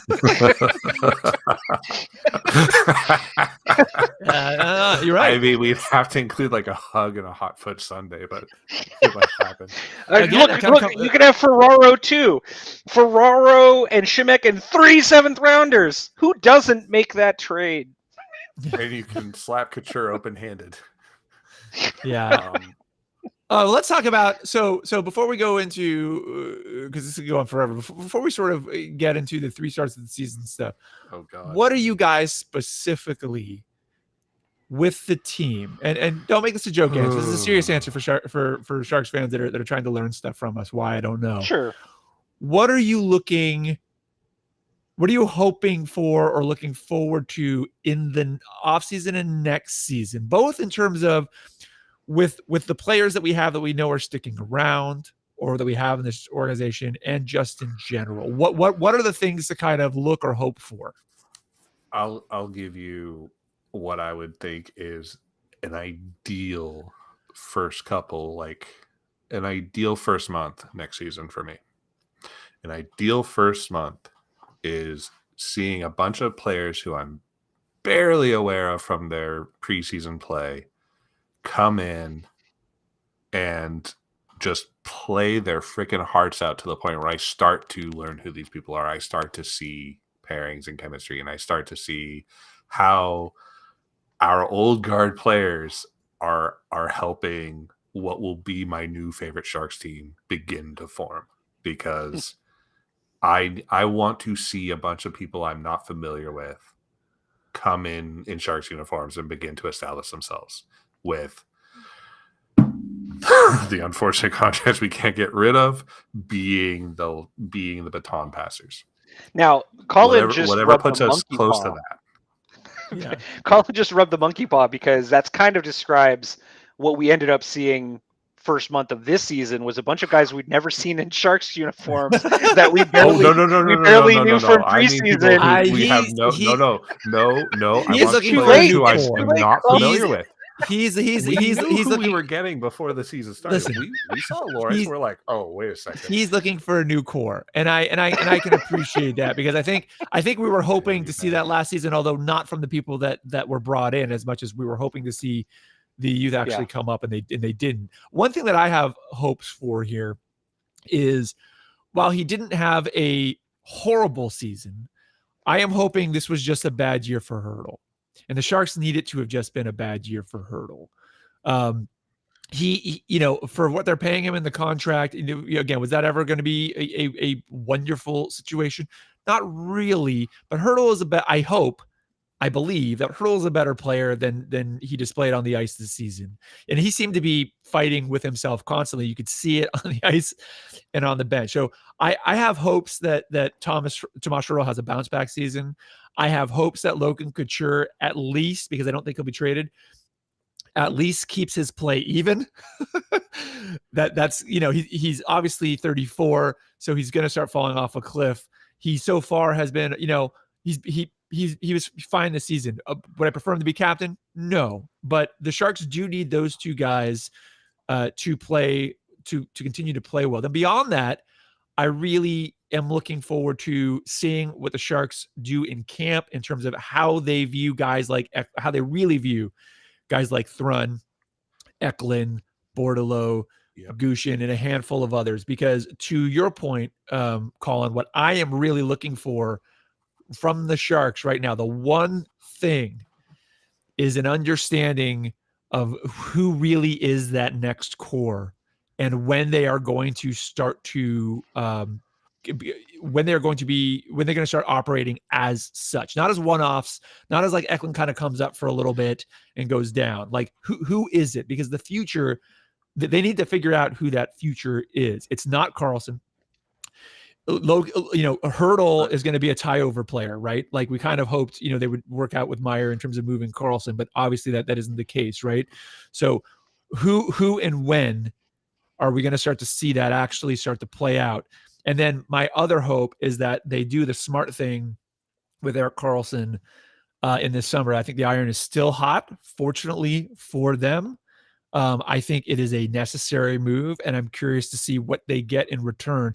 I would hope personally that with that Karlsson trade, that you do get a actual functioning piece that is young enough to be a part of that next core. It doesn't have to be the star of the next core, Eklund's team, whatever. But in that young range, because I'm not excited personally about a 5 to 7 year turnaround. If they need to do it that way, that's fine. But I like Eklund, I like Bordeleau, I like Gushin. I think you've got 3 young players right there that if you can continue to surround them with support, young talent, and then also your up-and-coming developing talent, then you might be in a good position. You have to play them. So and you've got to set that up correctly. But I'm hoping they kind of do that. Beyond that, the last thing, and then I'll let you back in, Colin, is I'm hoping that they don't do something stupid on the goaltending side. And I don't think they will necessarily, but that is one of those areas that I don't think a lot of Sharks fans are really paying super close attention to. I don't necessarily think that the Sharks, I don't know where I stand personally, and I've watched them play. I'm not sure where I stand on their goaltending prospects right now. I don't think they're going to pick up. They're not going to draft a goal. I don't believe they're going to draft a goalie high. They won't do that. And I don't think they should do that either. So I am interested to see whether they decide to pull someone in, what the age and the contract of that player is on either side, because I obviously think they're sticking with Kakko through next season and whatever that tandem is, and then figuring out what they're doing goaltend prospect wise to kind of get there. Because one piece that the Sharks do need to work out, obviously, amongst all their pieces, they do got to figure out what their goaltending future is. Okay. So you're saying we're trying to educate new hockey fans here, and you bring up the words "do something smart" and goaltending together. So for new hockey technically fans, you said nobody don't knows do something why goaltenders stupid. work. That's really what I'm saying is don't do something stupid. But also, that's the thing. It's how do you know that something's stupid when it comes to a goaltender? Because goaltenders, Antti Niemi has a Stanley Cup ring. I can tell you something stupid. Like, I can tell you something stupid right now. I can tell you something stupid sense. right now. I can tell you something stupid right now. Re-signing James Reimer, or correct. grabbing a veteran goaltender for more than 1 year would be stupid to me. Grabbing a young goaltender with potential, you want to take a swing on like a Kakko or a Hill like you did the first time around. As long as it's not, I don't believe in signing goaltenders for super long-term deals. Period. Nope. I never had. I don't think you need to do that. 3 years is like the max end for me. But I want to see the Sharks. I would prefer the Sharks. I'd prefer the Sharks either pull Makiniemi up or one of these prospects, assuming they believe enough in them, so we can see what's really there for at least this season. Or I would prefer they take a UFA risk swing on a shorter contract, do the same thing that they sort of were trying to do, hopefully with Kakko and Hill before they moved on from that, and try to hit gold that way, and do those in short-term runs until they have that new core really in place. But it is entirely possible that they grab a 23, 24, 26-year-old and they give them a stupid 3-year deal. There's a bunch of ways they can screw it up. Well, okay. But you brought up something much more interesting before I released the Ben. Hertl and Couture. Like, if you look at both of their careers, if you overlay, what I would like to see is the people brought into the team through this draft and the youth brought in through whatever means in this offseason have the set off the team trajectory that Couture has seen rather than what Hertl has had. Because Hertl has been almost constantly in transition. He came in right as we were just, I guess, the best we've ever been. And then it was this weird non-transition followed by just a complete cultural implosion where he was sort of handed the pieces and said, okay, it's your team now, kid. But not really, because there's Couture still there. And it's been constant confusion. I feel like they've just burned Hertl's career, especially with this contract now. Well, so did Dustin Brown. They made a statue. Hey, Hertl had a choice, and Hertl made his choice. Yeah, sure. Like, I think his choice was get the bag and stay in the sunny place, which I'm like, yeah, good for you. I don't think that was it. I don't think that was it. I think Hertl, the disappointing thing with me with having Couture still on the roster, it's not his play.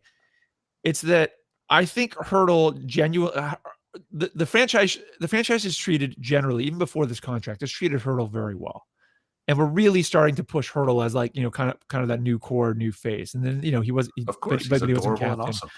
I think Hertl genuinely wants to lead this team in the same way that Marlowe and Thornton wanted to lead this team to growth and success. And I think that is why I honestly think that's why he stayed. I don't think it was just how cushy it was. I think he genuinely, and I think the reason he stayed was because he genuinely believed at the time that was possible.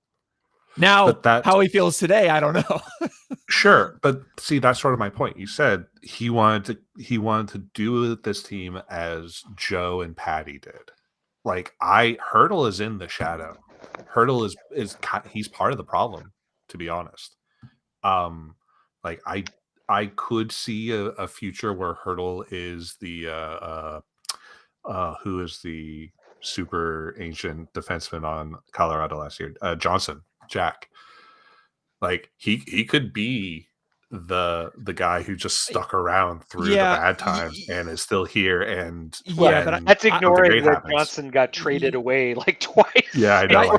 I was skipping that part. But Colin, my point is, I don't think Hurdle's here because he thinks it's a vacation or he just wants to be in the sun. I really don't get that feeling from him. He was legitimately, if you recall his interviews after the Burns trade, which was like a logical thing, you could tell that was the moment where he was like, "Oh shit! Oh no!"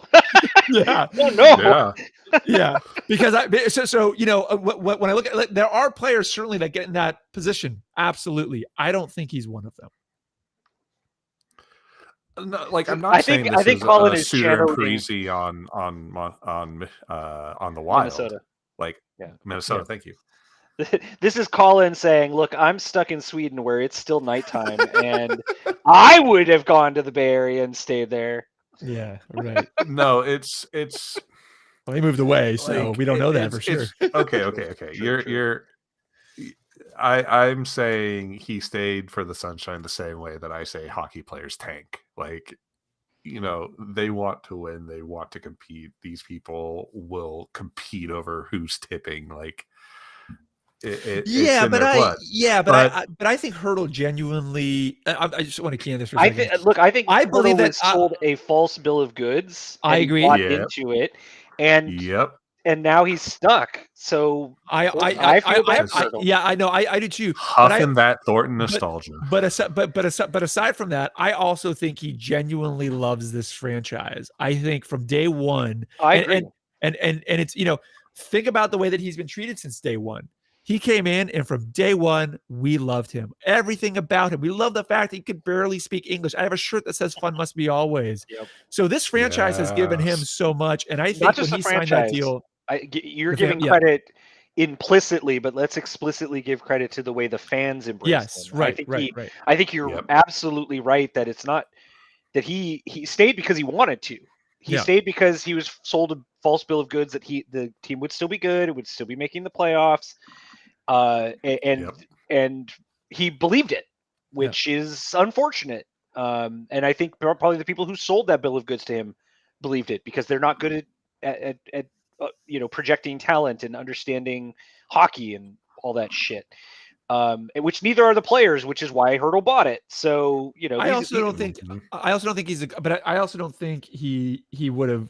I don't think he's one of those players. I think that wouldn't quit on a. I don't get the sense that he wanted to leave. Yeah, at all. Correct. Like whether or not he was sold a false bill of goods.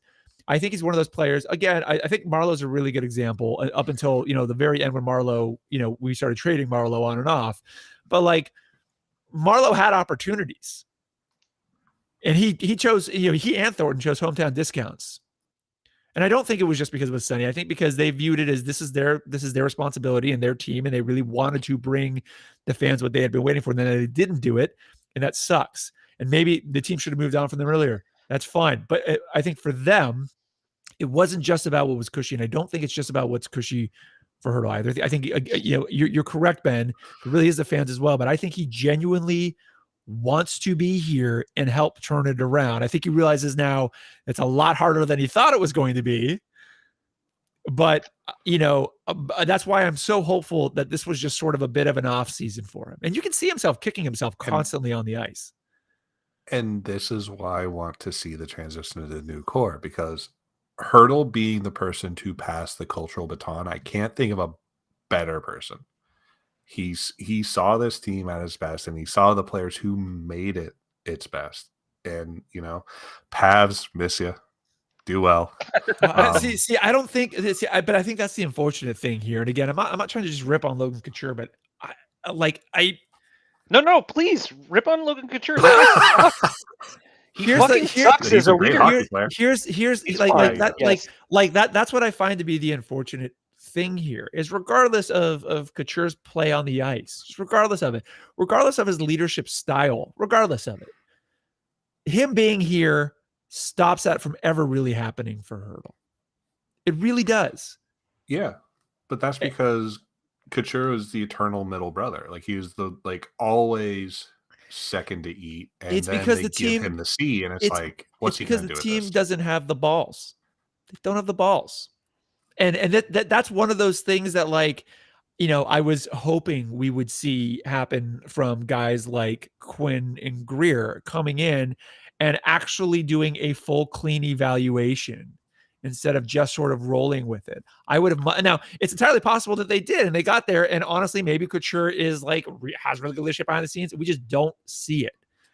But we have Couture unless something occurs. We have Couture till 2026, 2027. Wee. And by that point, it's too late for Hertl to be passing torches. So that's the unfortunate thing, I think, here. I would much rather see Hertl helping, as the lead, helping usher in guys like Eklund and stuff. When you watch Hertl's post-game interviews, I always think they're great. You can see a guy who wears his heart in his sleeve, who understands what he's doing right and wrong, immediately talks about what he needs to do to correct it. It would be great, but they just didn't set it up that way. At the end of the day, they did. Couture has never been a elevate his teammates player. His line mates do better with him on the ice because he drives play. I don't think that's the only Couture thing. Couture doesn't. Like that guy's. Couture doesn't really drive play. Yeah. Right. He never did. He never did. Right. He was a guy whose shot benefited from other folks driving play. Yes. That doesn't mean he wasn't a center, and that doesn't mean he didn't get assists. But he has never been a guy. There's a difference between a lead and a support. He was never driving the bus on his lines. And he's a great, really, really, really good support. Really good support. Especially come playoffs. Really good support. But yeah, I mean, that's the thing I've always disliked about his play is he's always been well, fine, if you can't, then I will. And then he just goes and tries to be the one-man show. And, people benefit because he creates those opportunities. He gets those, second sticks on pucks and stuff. But he plays real hard. I don't think a captain. Yeah, he plays super hard, but he doesn't make his line mate better. And it's not like I see him propping up somebody or anybody celebrating when they're around. Let me throw this out there. I don't, because we've seen plenty of defensive captains. I do not think that a captain necessarily has to put the team on their back, has to drive play. What I do think is important is that the captain has influence and that the captain leads and that the captain helps fix things and work through things with players. And I think that's the thing that gets a little bit disappointing about Couture's captaincy is he may be doing that behind the scenes, but the results are not showing anywhere. Not really. Real quick calibration. Best captain in your Pavelski. opinion, Alex? For the Sharks? No. Best captain within. I mean, Hertl. in the NHL, over the NHL's history. He's like, Hertl, you're too fast on the draw there, Ben. Well, yeah. I mean, I think there's only one right answer. No, honestly. But so let me throw back an example here. Do you know who I thought was a pretty good captain for the Sharks? Rob Blake. Ooh. And he wasn't even at the height of his career at all. But okay, yeah, but for the Sharks specifically, sure, if you're just saying Sharks captains, but I'm talking NHL captains, and the right answer is Steve Yzerman. And he was not an offensive fucking maniac. He was pretty defense good. And team support. He was And pretty. he- He was pretty good offense. He's pretty good. But Yeah, yeah, yeah, I mean, I yeah. guess I always get a little concerned when I hear people really center around the captain. Always have to basically be Joe Thornton in talent, because to me, Yeah, that I is don't think. not that's not how it needs to work, and that isn't Yeah. how it should work. And to Oh. hit to evaluate a leader that way, I think is a real big misunderstanding. Not calling you out specifically, Colin, just in general, is a misunderstanding as to what the value of an actual leader and what they can actually and should be doing. Jumbo was not a just great the best captain. player. No, Right. no.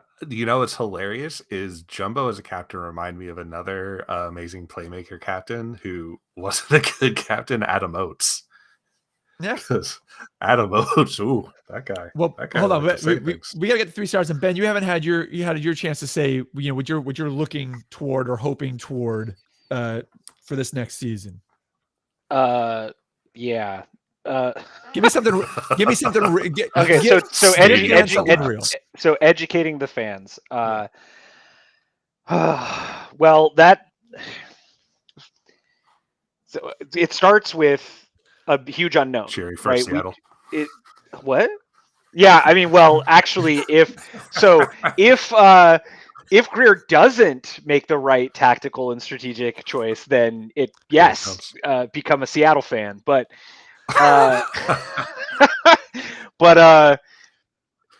so the problem is that the whole offseason starts with a huge question mark, which is what are the Sharks going to end up getting out of the draft?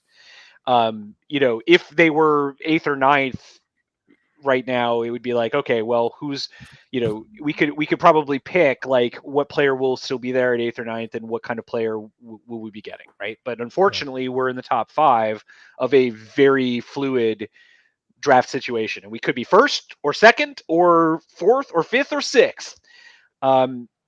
And that really, I want to see what he does with whatever draft pick we get. Obviously, if it's number 1, it's got to be Bedard. If it's number 2, it's got to be Fantilli, because somebody will take Bedard first. I don't know what they do with 3, 4, or 5, because Greer could pull some crazy shit and go off the board and turn me into an instant Seattle fan. Oh, come on, man. You know who you take. It has to be Carlson, right? We're Team Sweden now. I mean, that's not a terrible pick. So then I want to see him. I do want to see him buy out Vlasic. That guy needs to get out of the way. Why? Because he's in the way. I literally just said it. Just to make the roster spot. Well, yes, because I've got a thought that I will be continuing. So he should buy out. He's got to buy out Vlasic. He's got to move Carlson. He's got to move Carlson in a way that doesn't eat up a lot of retained cap space. Those are things I want to see. And then come camp, I want to see the defensive guys he got from the Meyer trade given a shot to show what they're going to be. So, the Russians, basically, I want to see what those guys are. And whether, they're worth moving into the regular season. And I want to see an emphasis on actual youth players in the roster for the NHL season, not just because I think the team would actually be better with them, but because if we're going to be continue to be bad, it would still be better to be watching these guys grow at this time, particularly because if you're getting a guy in the top 5, it's very likely that guy is instantly a roster player and should be a roster player. You want to see them you want to see them gathering experience as quickly as possible at the right level in the right game. Well, because look, I know, if you're a new listener, if you're new, but I want to put this out there for, again, educating the fan. The reality is, and very few NHL teams grok this, is that the only way to make sure to get a player ready for the NHL is to play them in the NHL. The AHL is not a development league, and our AHL team is not a team that is actually built to develop players. I know that there are people out there that will disagree with that, but it's just fundamentally true. So if you've got guys who are even marginally ready for the NHL, you need to play them at the NHL level. They need to play against NHL competition. They need to be pushed to be better at the NHL level. With the exception being that if they are particularly young and not ready for the NHL and they can stay in junior keep them in junior because, hey, junior is actually functioning as a development league. That's my thing. Yep. So who do they draft? Get rid of Vlasic, get rid of Carlson, get rid of whatever spare parts you can, make room for the young guys, emphasize them in camp, get them on the roster, pair them with Bedard. 5 years from now, Stanley Cup, let's go.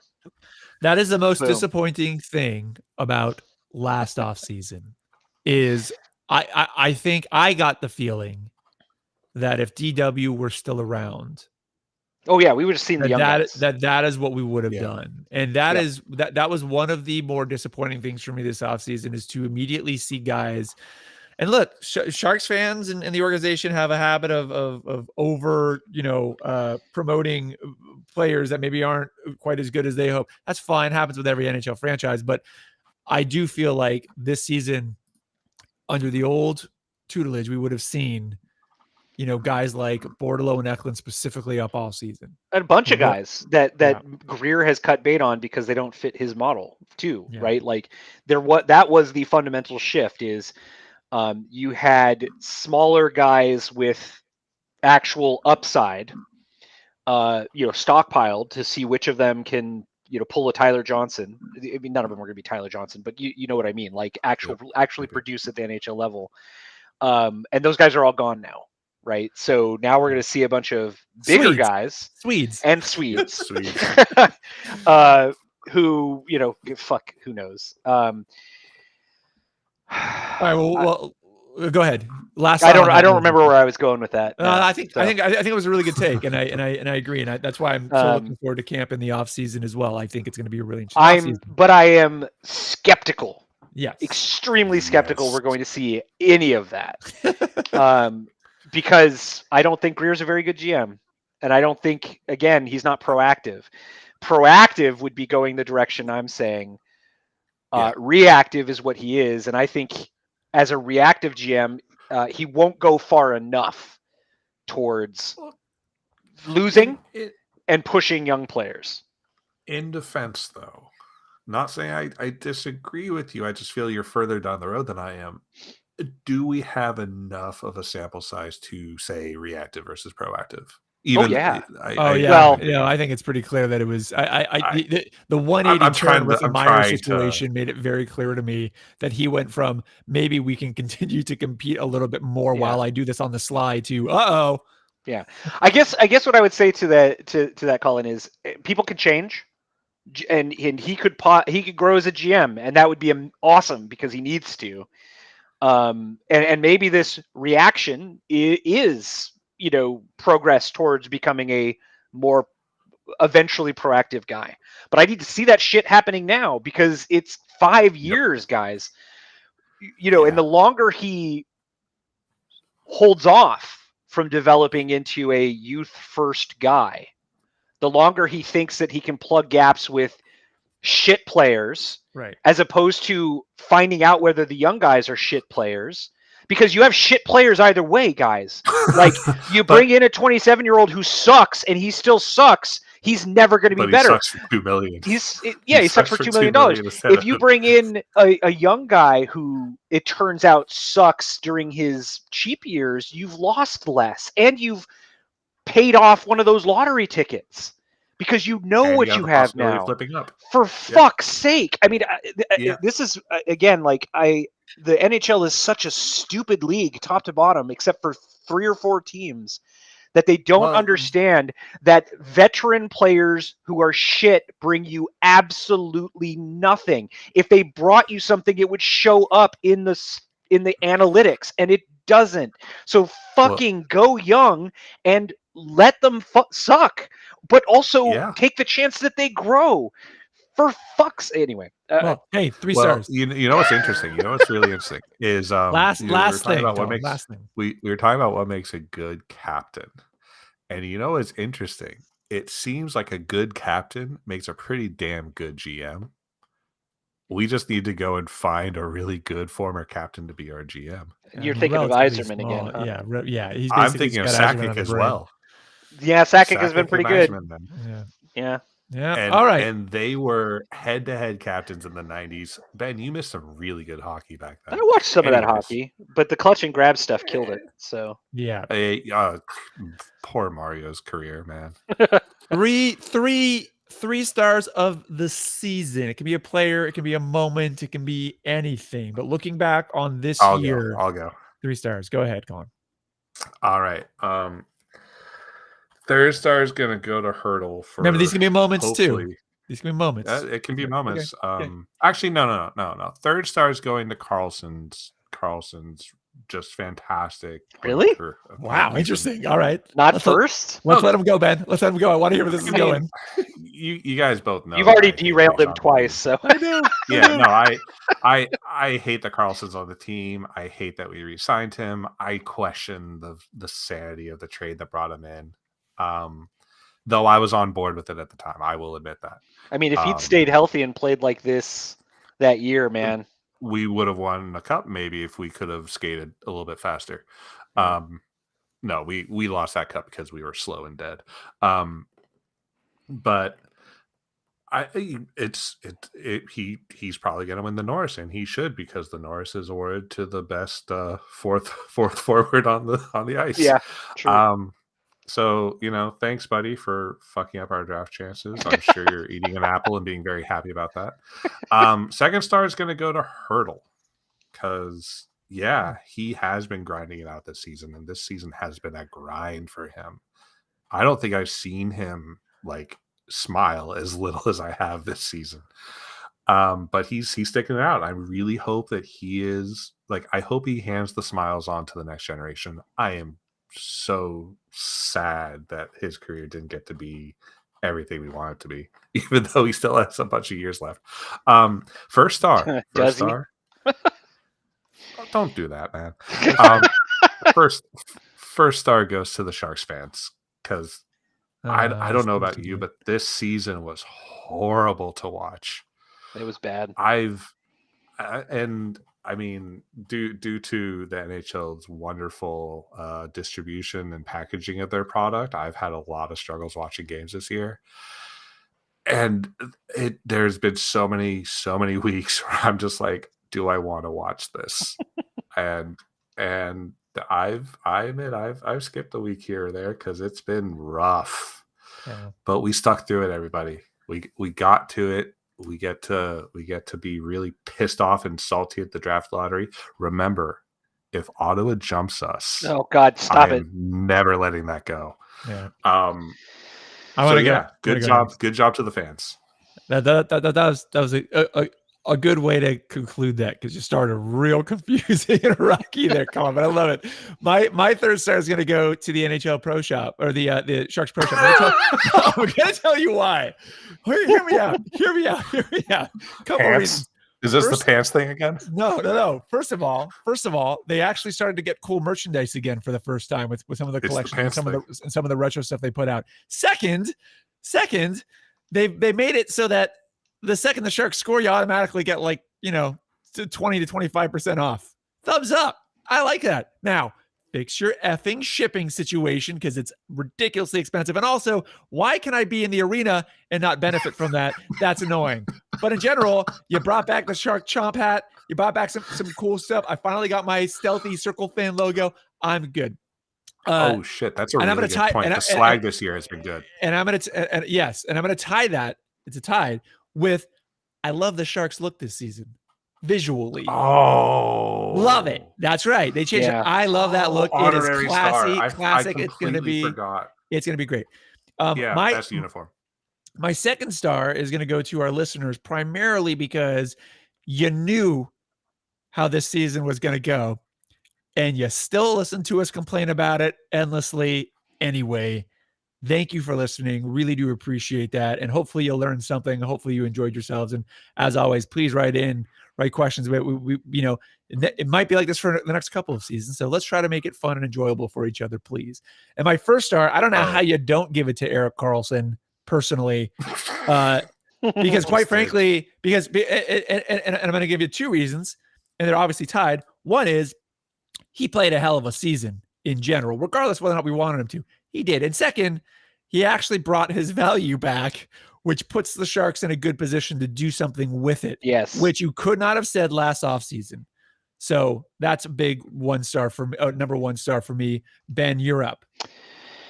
I'm glad you brought up the uniforms because I hadn't thought about that. So I think Yeah, I will give that's a the really good one. my 3rd star to that transition to these new unis, which started off a little so good. shaky in terms of white balance of the broadcasts early in the season, and I thought I was watching the goddamn Maple Leafs. Yeah. But they figured that out and made the uniforms translated better on over the air. I think you said, Alex, multiple times that they looked real good in person, which I haven't. I don't live in the area anymore, so that doesn't. They're gorgeous. Yeah, they look way better in person than they do on TV, and they look great on TV. That's pretty awesome. I'm going to give my 2nd star of the season to Timo Meier because he had a great fucking season for the Sharks until they decided to cut bait on him for a bunch of maybe decent players. We'll see. I want to see that figured out as fast as possible. It's not going to happen, but my God, wouldn't it be great to watch Timo lift the cup this year? Would I? I think I might. Would love it. I loved watching Goodrow lift the cup because you know what? When we were all picking rookies, I picked Goodrow, and my rookie has a cup, and your rookies suck. So, high five to Meier. I want to give high five to Meier there. I'm not a star, but high five to him because he did a tremendous job both with this organization coming back. Right, again, I when I mentioned Hertl before and hoping he has a bounce back, I really look at Meier. Because, Meier had that year where we were like, maybe not. Right. And then he came back real good. And he took it out the season. Last year was sort of his real coming out party. And the big question going into this season was, what would we see? Would he continue that? And he did. And that's awesome until we traded him. There's an alternate timeline where the core of the team this season was Hertl, Meier and Hertl. Yeah. Maybe Dahlin floating around there for a little bit. Make me think about that again some more. Go on, Ben. And my 1st star is obviously, and again, Seesaw, Erik Karlsson's incredible season that both tortured us in terms of where we ended up in the standings, but also provided kind of the only thing to watch all year. Yeah. That's a good point. Both because I like to incur pain upon myself by watching, somebody ruin our season. Clearly he hates Bedard and Fantilli. But also the bigger and more important point, which you made, Alex, which is that, he should have been traded at the trade deadline, but this resurgence at least makes that contract tradable. Yeah. And if Greer doesn't move Karlsson this year, he has fucked up. If he does not move him before the draft or at the draft, he has 100% fucked up his one job. Yeah. If Karlsson doesn't move, we're looking at 5 to 6. Karlsson gave us the options that he took away when he signed that contract. Yeah. And if Karlsson's still on this team next year, or go Seattle. We fucked up. We fucked up. Yeah, go Seattle. even with the clauses, you have to make that move. And it might mean the next season sucks depending on how they manage it. But you know what? It's better to do that and to set yourself up. It's chess. You want to be a couple of moves ahead. Karlsson does not strike me as a guy who will stubbornly want to stay here. He doesn't strike me as a guy who wants to lose. And so you just need to have a frank conversation with Karlsson that we finished 4th this year. And we're going to be real bad next year because we're hoping that's a high water mark for the next 3 years. Yeah. So you don't want to be here. Help us find a landing spot for you. And that's the distinction that I had between earlier with the Hertl thing is I don't.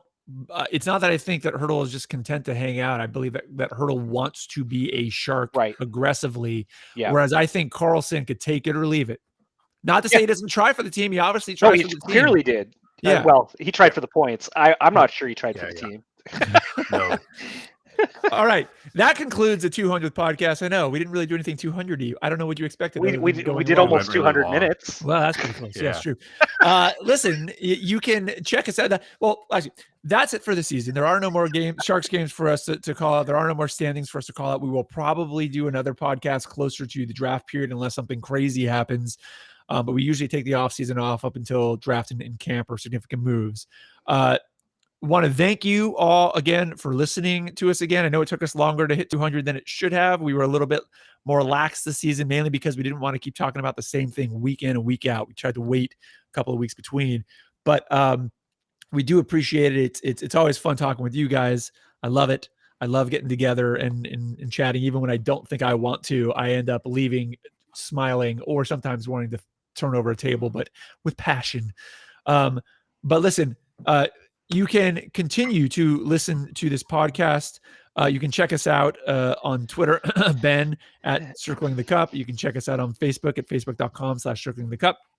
You can check out our Discord. You can check us out on the web at circlingthecup.com. You can check us out on the Apple Podcast app, where you can rate us and give us 5 stars, or just be honest. It's not going to change anything either way. Or you can, Android people, go screw yourselves and find Spotify. Lots of different ways to listen to the podcast. Other than that, is there any other parting thoughts for our fans for this season that you guys want to leave them with? Tank hard for Bedard. It's a little late for that, but yeah, I got it. Yeah, if you're a hockey fan and you have your home favorite team, it's always good to adopt a second or third favorite. So look around to see who you like. No, it's serious. I don't know any long-term hockey fan who only has one team. I only have one team. I'll watch every. Screw I'll watch. you, Boston I'll watch. lover. Oh no, I'm not a Boston lover. I will watch every team in the playoffs because I love the sport of hockey, and playoff hockey is enthralling. But I won't actively root for another team. I can't do it.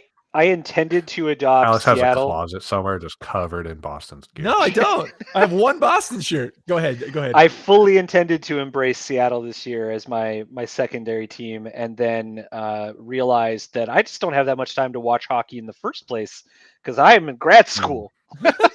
So I like that That's school because is you're a preventing good you from human switching teams. That's a very For now. heartwarming story. Yeah, Well, exactly. that all changes Gord this still fall plays when I'm Seattle, done. Yeah. No. Like, Well, guys, no, that, Yanni Gard's injured.